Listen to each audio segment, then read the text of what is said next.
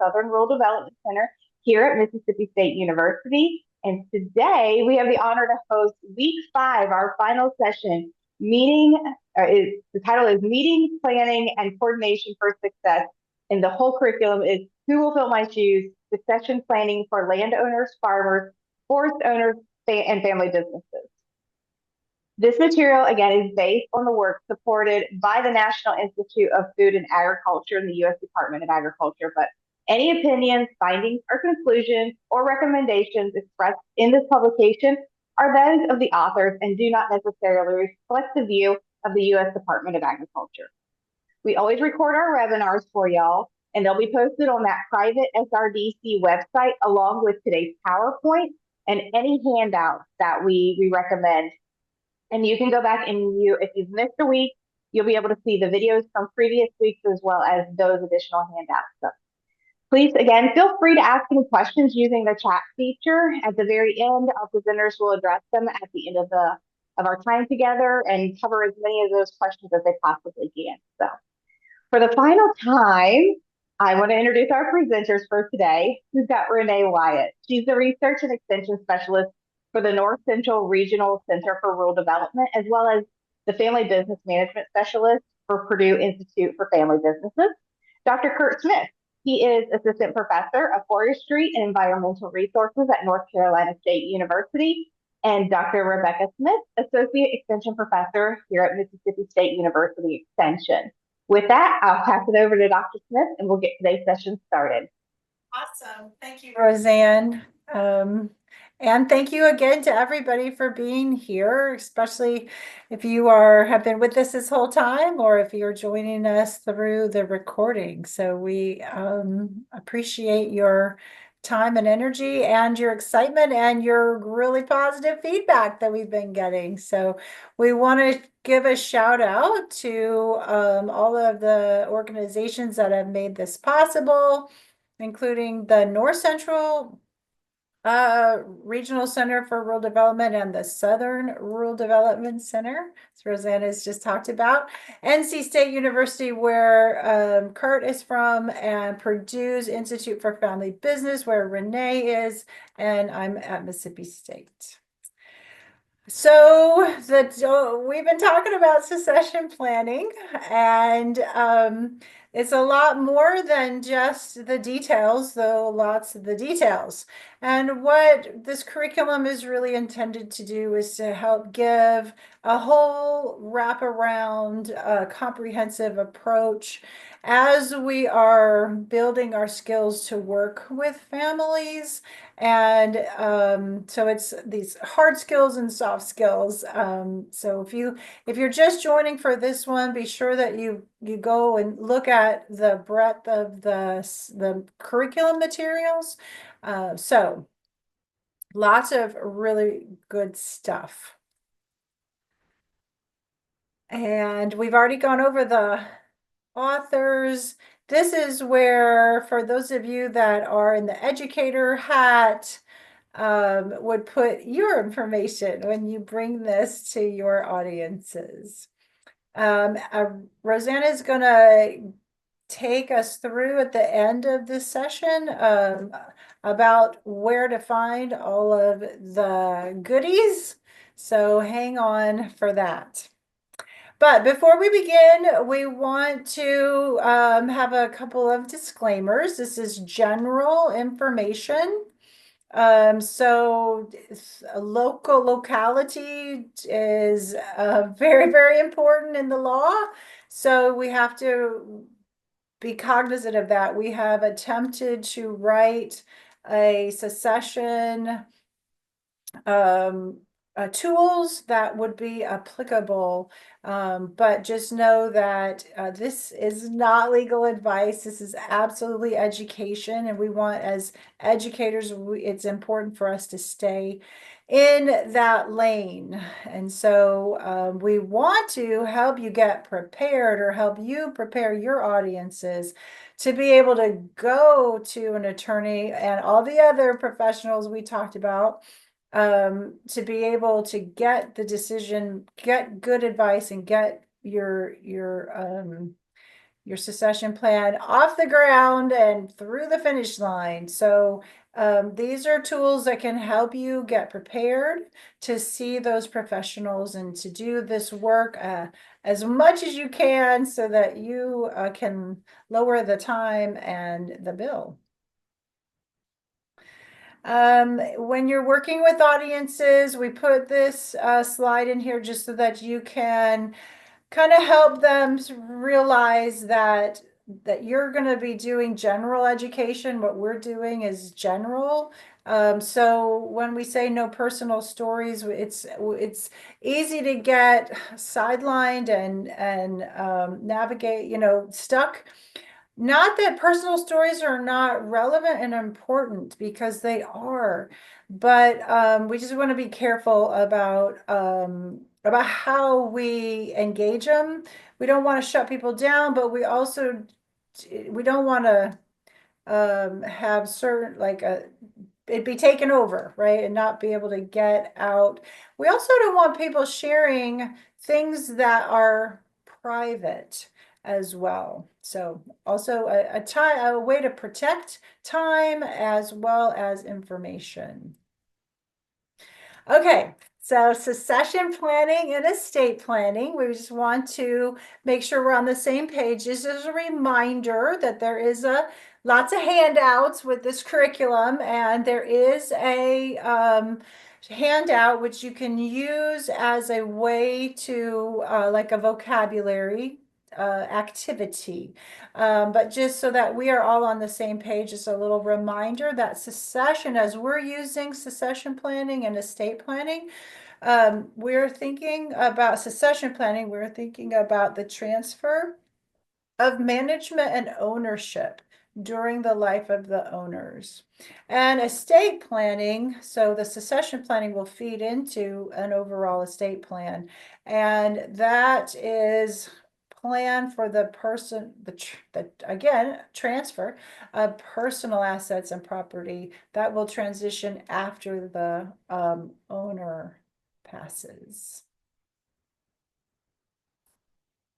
Successor and incumbent. So successor, we mean the junior generation, so that the one that will be receiving or is going to step into management and ownership. But the incumbent is the one that has it now, or the senior generation that will be transferring out of. So successor, junior, incumbent, senior. And we want to make sure that we're understanding that we're using these term businesses very broadly, using land very broadly. So businesses to encompass all kinds of, whether it's agriculture, whether it's trees, whether it is set up in a particular way versus another. We're just using the term business in a very general way, and also land to be very general.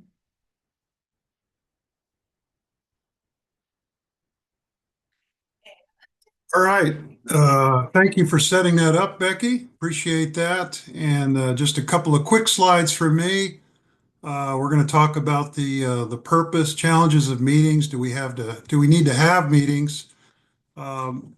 Lots of times I do surveys. Most people in academia or that do workshops do a lot of surveys. And when I survey landowners, I probably have 500 or 600 responses. The number one fear they have around succession planning and doing succession planning is injecting themselves or stirring up the nest, or family dynamics is the general moniker they give it. And of course, what is a meeting? A meeting is inviting family dynamics to the table right in your face. So it's a really challenging part. This is probably goes in the category of softer skills, or I should say art rather than science. And so I think we're hoping to sort of give you some general ideas, realizing people are individuals, families have a lot of nuance. As we've done throughout the series, all 5 modules, we've tried to give you all as facilitators a few tools in the toolbox that you can pull out and do for icebreakers. And I think this one I didn't write it, so I think that's why this is a good one. But I think this one is really outstanding. Have the group take 5 minutes and write down what they would think is a real challenge to conducting a meeting with your family or business partners. And just to make this more real, I invite you right now just to close your eyes and think about your own family in a room together, and you're going to do a family meeting. So it's easy for me to talk about this stuff, but if I put my family in there, I'm like, oh my gosh. And that's just the nature of families. I close my eyes and I think about poor communication. I think of a lack of participation among members that don't talk, members that do talk. I think about domineering individuals in my family that will take over. I think about unresolved conflict that people have that sort of festers and shows up when you get in a group. And then maybe an utter lack of an agenda, just the Wild West when the family sits down to talk. So you'll probably get a lot of interesting examples in there, very tailor-made depending on your family. But yeah, I just encourage you to shove it through the prism of your own family and do this exercise and maybe let people discuss a few of them for 5 or 6 minutes, pull out a few of the good ones. So with that, I'm going to kick it back over to Renee. Thank you, Kurt. Yeah, You're so at welcome. this point, you would ask volunteers to share and maybe start talking before the presentation about some different strategies that we can use to overcome some of those communication barriers. We're going to talk about some meeting pitfalls today and some different ways that you can help move meetings forward and different types of meetings. So let's go ahead and dive into that content. So this is a question I get a lot.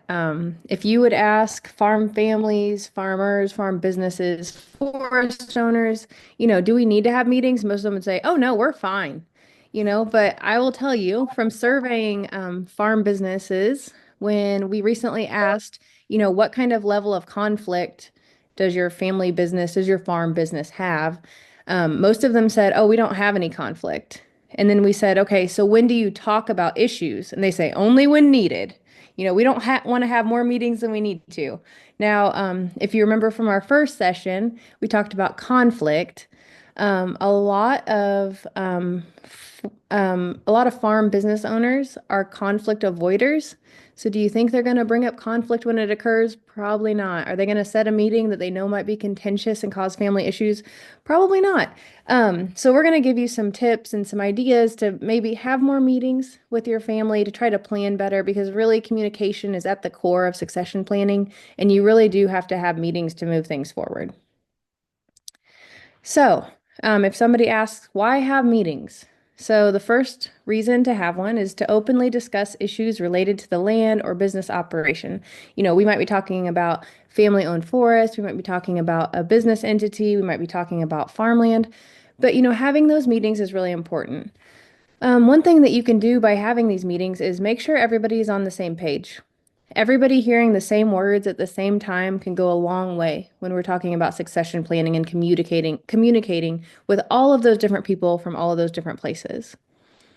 Another thing we want to consider when having these meetings is to make sure to give everyone a voice. I know I've said that quite a few times through this process, but it is important to hear from all of the different stakeholders that you have for your farm operation, your family forest, whatever that entity might be. It's important that everyone has a voice and they're able to speak that voice. Whether or not it changes the outcome or the strategy or the decision, we're going to talk about that a little bit later, about who has a vote, who has a say on these things. But to just be heard can go a long way. Another reason we might have meetings is to make sure that records are kept up to date. Maybe a certain person, runs a certain part of the operation. They've got records that need to be shared. Maybe there's some different tax laws that have implications for your farm or for your business, for your forest. All of those things can be updated at these meetings.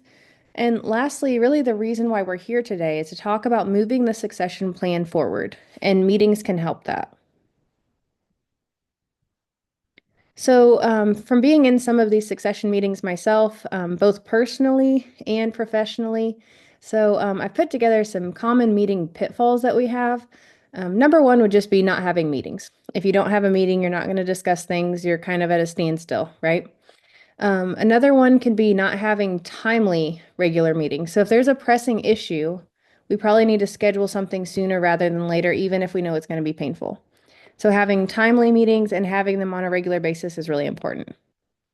Sometimes in families, if you think about your own family, there's dominant stakeholders. We can all probably imagine one of these that we've seen, witnessed. It's that person that comes in and they really just take charge. They have all the answers. They think they make all the decisions and they're just dominating that whole meeting and not really letting other people talk. That can be a real hindrance to moving succession forward, and it can be a real hindrance to family relationships as well. Another pitfall that we have is generational differences. So, as I've seen in a lot of these succession meetings, different generations speak differently. They have different nuances.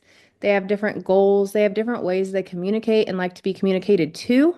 That can cause some problems just in general communication at these meetings. Another pitfall can be not taking a break from the meeting. Sometimes if things get really heated, people might need to step back and cool off, and that's okay. So if you do have a longer meeting, just make sure you build in those breaks so people can run to the restroom so they don't miss anything. They can grab a drink, they can do what they need. And then lastly, not understanding nonverbal communication. So we're going to talk about this a little bit too, but just that those nonverbal cues that we give are really important. Sometimes we don't even mean to send certain cues and they come through. I know I'm guilty of this. Sometimes in meetings, somebody will say, you know, what are you thinking? Because your face looks like you don't like what we're talking about. So just thinking about those nonverbal cues, and I might be thinking about, oh my gosh, how am I going to get my kids to practice, right? I might not be even thinking about what we're talking about in the meeting, but those nonverbal cues are so important. So just understanding the nonverbal communication and how to interpret that can be really, really important. So the three different types of meetings that you can have that we're going to talk about. The first is just day-to-day meeting, right? So this is maybe you have a farm business, maybe everybody meets at the shop before you head out for the day. It focuses on daily operations that need to take place. You know, these are like our dispatch meetings, right? Here's what we're going to do today. These are what fields we're going to cover. These are the tasks we're going to get done. They're normally not very deep. They're pretty surface level, just kind of sending people out where they need to go. Next, we can have strategic planning meetings. These are hopefully regularly scheduled meetings that focus on long range activities, right? So this year, what are our goals if we have a farm business? I'm going to use those examples. So, what is our long-term strategy and activities look like regarding, you know, what do we expect for yields? What are we going to focus on? What kind of hybrids are we going to plant? What kind of tillage are we going to do? You know, are we bringing in cover crops? What other things are we bringing in? Do we need to think about some conservation activities? You know, really thinking long-term about the business or farmland or forest land that we can schedule that out. And then lastly, you know, annual meetings can be really helpful for focusing on estate and succession planning. Once a year is a great schedule to talk about that. I know even some successful farm businesses and family businesses who have a succession plan in place, they still meet annually to see if anything has changed. Maybe there's a new grandkid. Maybe someone got married. Maybe something changed, right? Maybe our goals changed a little bit and we need to reassess where we are and, you know, what things look like. So we can really think about those at that annual succession meeting to talk about that. So we saw these slides last time, but I think it's good to go over them again. So it's really just to talk about who is involved in succession planning in relation to the land or the farm and whether or not they get a vote. And by do they get a vote, I really mean, do they get a say and do they get to influence the decisions that we make for the farm, forest, entity, whatever we're talking about? So the first group we're going to talk about is that owner or incumbent group. And when we think about their level of involvement, they're really in the ideal position to start these conversations about succession, and they're really going to be integrated in every single aspect of the process. Likely, they own the assets, they have the control, they really get to help start this process and help to guide it through the end. So when we think about, you know, do they get a say in how this goes? Of course they do. You know, like I said, they control a lot of those assets and they can start those conversations. They're in the best position to start those conversations. When we think about the on-farm forest or on-farm or on-forest heirs or successors, they too are going to be involved in almost all aspects of the process. Their input should really be considered closely. We want to make sure that we line up the goals of the incumbents and successors to make sure that the succession process is really successful. That's a lot of success. But we really want to make sure that that process is successful for all generations and all entities involved. And so having them involved and listening to their voice as we put this plan together is really important. So yes, they do get a say and a vote on most aspects. As really they're the generation that's taking over next. So it's really important we listen to their voice. Next, we have those off-farm or off-forest heirs. So these are the people that don't live and they're not integrated in the day-to-day management of this entity. So they might be involved in ownership-related topics if they're going to inherit some assets. So maybe there's a plot of land they really love and they say, you know, I would love to own that one day, or I'd like something from that piece of property. You know, they can be involved and speak what they think. It's going to be really important with this group to have those fair versus equal discussions, just because a lot of times when we have an operation, especially, it's not always equal when we hand things down. But it might be fair to hand those things down in an asymmetrical way, to really make sure that those people who have stayed on the farm or forest to build it up are really compensated for that. So these people who are off the farm or off the forest, they may feel like they should have more of a vote than is really practical. So when we think about do they have a say, it's really sometimes. If those off-farm heirs will eventually be owners, then they should probably get a vote on some of the ownership things. But when we're really talking about the day-to-day management, it's really going to muddy the water if they're involved. It's best to just leave it to the people who are actually running that farm business. And next we have those tangentially related family members. And these are people who are related to the owners and their family, but they won't necessarily inherit anything from this farm or land or business, and they won't necessarily manage it either. So they really have the interest in seeing the family and the farm succeed, but they won't be financially involved. But at the same time, they may feel as though they have a say. You know, there's this legacy component that a lot of us know if we've worked with farms or forests or family properties, you know, there's a lot of legacy tied up in there. We have a lot of memories. The people who originally bought it are very near and dear to our hearts, and a lot of times maybe it goes back generations. There's a lot of legacy tied up, and there's going to be a lot of emotions tied up. So when we think about if they get a say or a vote, they probably don't, but they would like to be informed about what's going on. They still want to know what's happening. Same with these unrelated business members. So whether it's employees or tenants, so they likely have a financial interest in seeing the succession process move forward, whether it's through employment or contracts. Maybe land access might hinge on the farm continuing to the next generation. But when it comes to whether or not they get a say, they don't really get a say, but they would probably like to be informed as well about what's going on. So we have this diagram that we're going to talk about today, and it's who's at the table and when. So if we look at that black dot in the middle, think about this as a very small little folding card table. Okay, and so as we go out, our table gets bigger, so we bring more people in. So when we start, we're really just talking about current owners. And this is really the starting point for succession. We really just want to meet with those current owners and establish business plans, establish goals, and establish who's going to be in the room when we talk about these things. So that's our very core small card table group that we're talking about. When we move out to our second tier participants, we're starting to bring more people in. So we're bringing in those children, we're bringing in the next generation owners. And at this point, we're really trying to modify that plan and receiving feedback, making sure we're listening to that next generation and not just listening, but actually changing some things if they need to be changed and if it's feasible. So that's that blue table that we see. And then when we think about our green table, that's the third tier participants, whether that's spouses, whether that's extended family. There are these people that don't probably really get a say in the process and in succession, but they really want to know. So it'll be important to share the plan with that group. So as I said before, we start in the middle with that black table. It's really small, and then it slowly gets bigger, and we're bringing in more and more people as we go throughout this succession process. And so we have a handout for who's at the table and when. So first you're going to determine who should be involved in your succession planning, list a few people from each category in relation to the land or the business, and then brainstorm who is at the table for these different types of meetings that you may have and when. Okay, I think it's back over to you, Kurt. So how do I prepare for my meeting? I got to pause for a second. I get a kick out of listening to Renee. I'm in forestry and she's in agriculture, so everything is I always put forest first and farm second. She reverses it. But so I've started saying forest and agricultural lands. I don't know if that'll work or not, but anyway, it's been a lot of fun working on vernacular.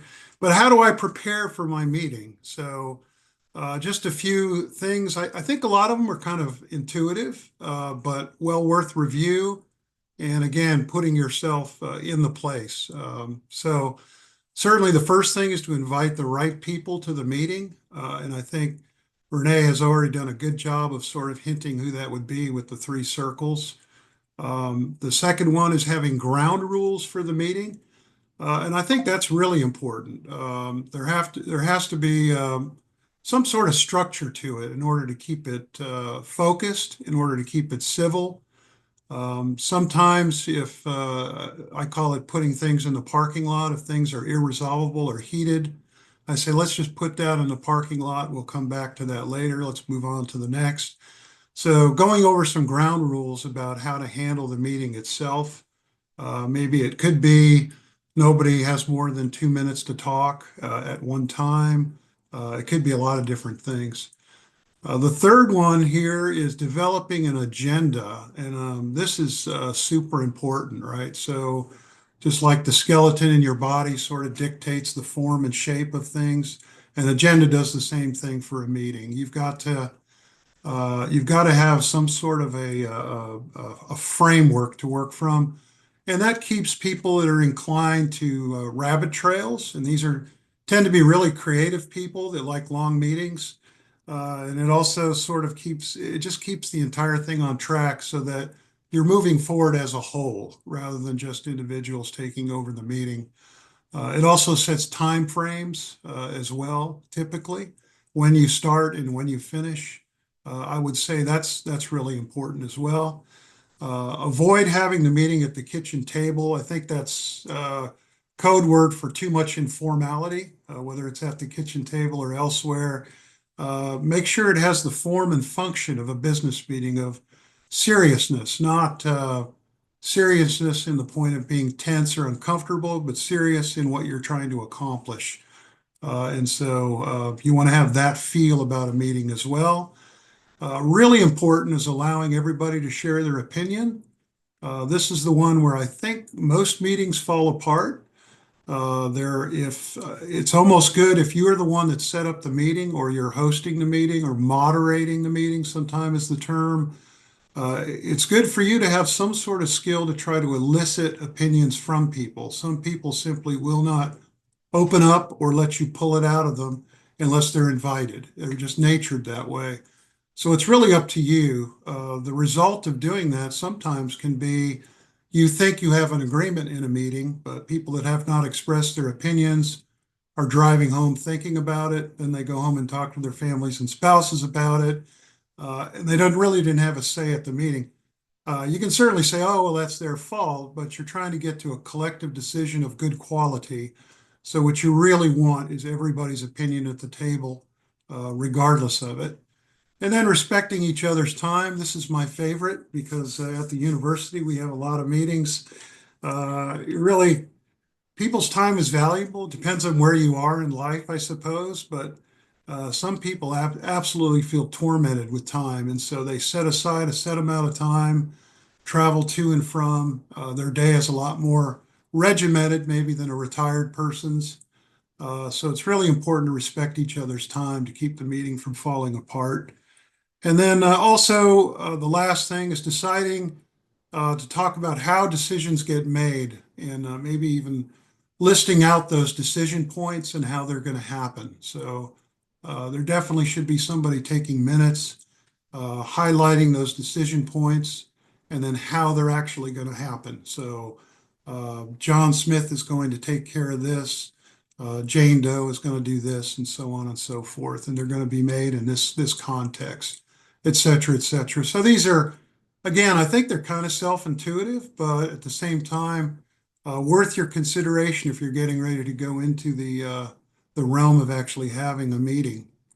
So there are a lot of tools. Roseanne, I think, is going to show people at the end on her website about how to access a lot of these things. But if you haven't figured it out through 5 modules, a lot of the worksheets and workbooks are the creation of, one is myself, Keeping the Farm, and the other is Renee's publication, which is great and very full and detailed. And they all have worksheets in them to kind of help you work through this. So these are things you can work together with your business partners, with your spouse, family. They're really just tools. To the extent that they're helpful, use them. To the extent that they're not, set them aside, I think, obviously. But here's a form that will help you think about the logistics of your meeting, write out the date and time. If you're like me, somebody will say, well, when is that meeting? And I'm like, shoot, I can't remember. Was that a Tuesday, a Thursday? Or so you put this thing down, you sort of codify it a little bit. And then also, if you're out there inviting people to a meeting, give them a range of dates. There are just this can be so painful to try to get everybody on the same page for a meeting date. I know even putting together this webinar, we originally just getting dates set was a challenge. There's a lot of tools for that, Doodle calendar and things like that, where independently people can see when they're available and it all checks and goes back to a main clearinghouse. Realize a lot of older folks and a lot of farm and forest owners. So I said farm first, Renee. They don't go with computers at all. So you may just have to invest a little sweat into getting the right date, but give people options and be sensitive to it, and try to make it happen so all the people are at the table. You may want to also put together an agenda with ground rules, and actually make those known in advance, possibly, and then send out a final invitation. And that way your attendees, you've sort of set the table, right? For a fine meal, you set a table nicely. You've kind of set it up so people anticipate, know what to expect. And that's really part of the tool of the logistics of a good meeting. This is a form. I think there's several forms out there that you could use, but it's worth sitting down, thinking through, asking your spouse and others for advice, and sort of codifying it in writing is a valuable exercise. So here's another form, pretty simple, and I think it's, boy, the writing is so small on mine, but even gives you a sample or an example of an agenda for your meeting. So you can kind of look at that if you're unfamiliar with setting meetings. And it'll just kind of help you set up how the agenda in the meeting is going to flow, who's going to take minutes, helps you have a place to record major decisions, any discussions that occur during the meeting that suddenly become real relevant and important. And of course, sending out a sample agenda or the agenda. I would say send out the agenda and then solicit any changes or updates or things that need to be included. And I might even make that offer cautiously even before the meeting begins face to face.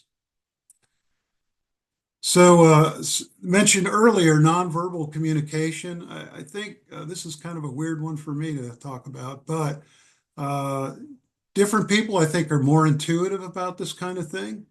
Although I will say we're highlighting here business partners and we're highlighting family members who typically know each other really well.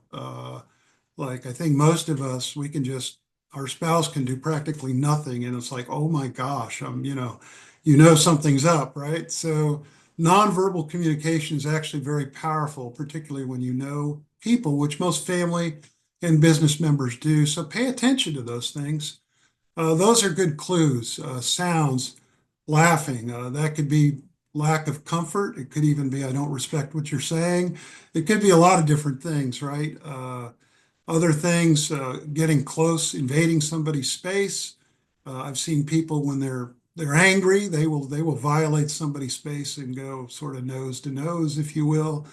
So you can go around that horn. The way they shake hands, facial expressions, whether they're frowning, detached. That's one of my things. I'm terrible. When you can tell I'm checked out, I really look checked out, right? So there's a lot of different eye movements, hand movements, head movements, all that stuff can all be sort of tells about how the meeting is going. And then it's up to you, if you're the moderator or you care about the outcome, to do your best to try to reel that back in with the individual. So tips for effective meetings and creating a safe space.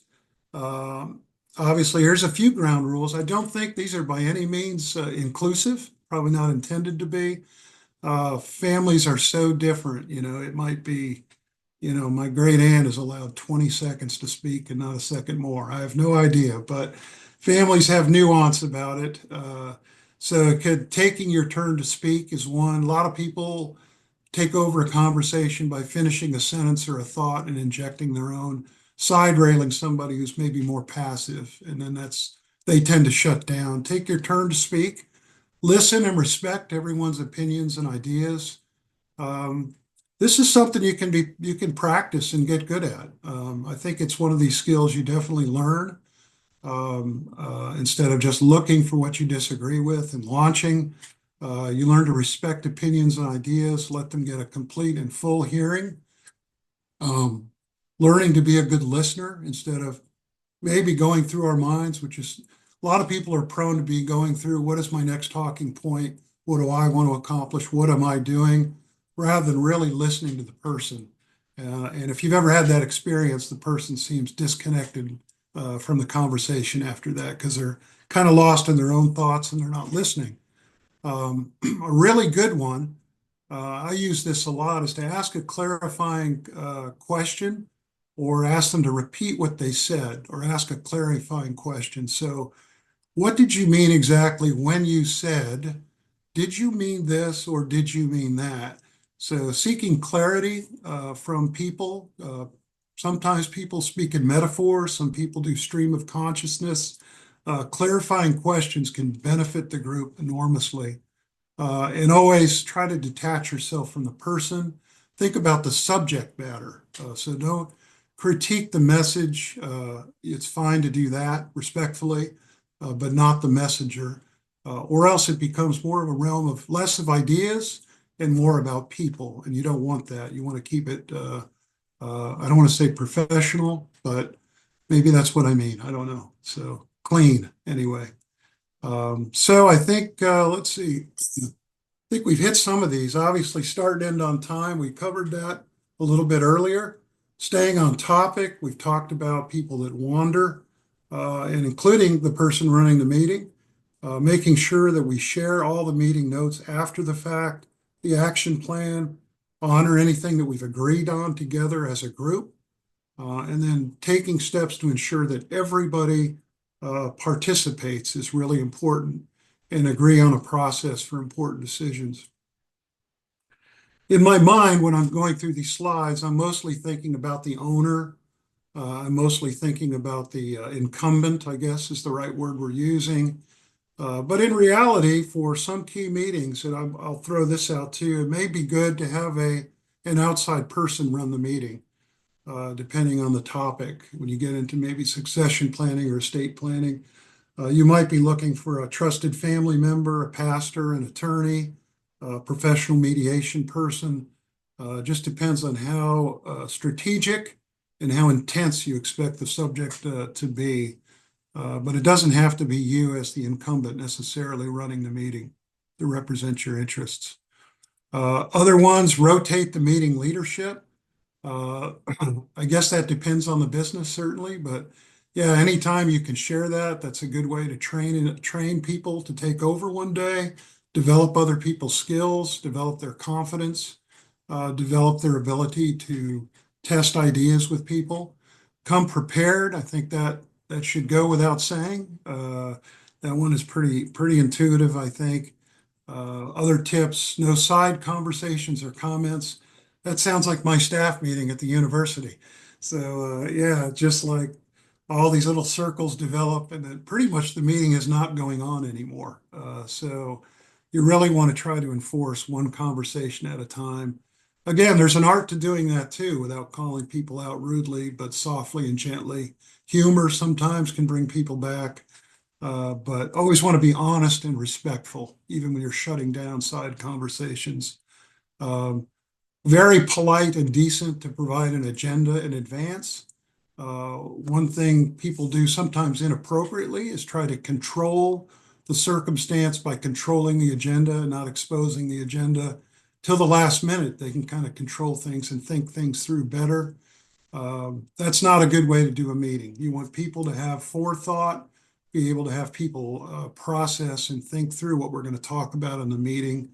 Obviously, no interrupting, and also don't interpret silence as agreement. That is so not the case. And that goes to body English, that goes to temperament, that goes to personalities, hierarchy, structure, and all of that. So be cognizant of those things and think them through. Remember, ultimately, you just don't want to win at the meeting or be in control of things. You want a good outcome. And so these are tips that are going to get you a good outcome. So ultimately, even if you're giving up some things here or doing things that aren't comfortable for you, you're helping yourself because you're getting to a better outcome that can actually be implemented. So the ultimate goal is to focus on the message and the underlying feelings of the speaker and yourself. So yeah, I think that's what I was trying to say in the other slide. You really want to focus on outcomes, conscious of where the other people are coming from to get to good quality decision making. So I must be at the end. Yes, I am.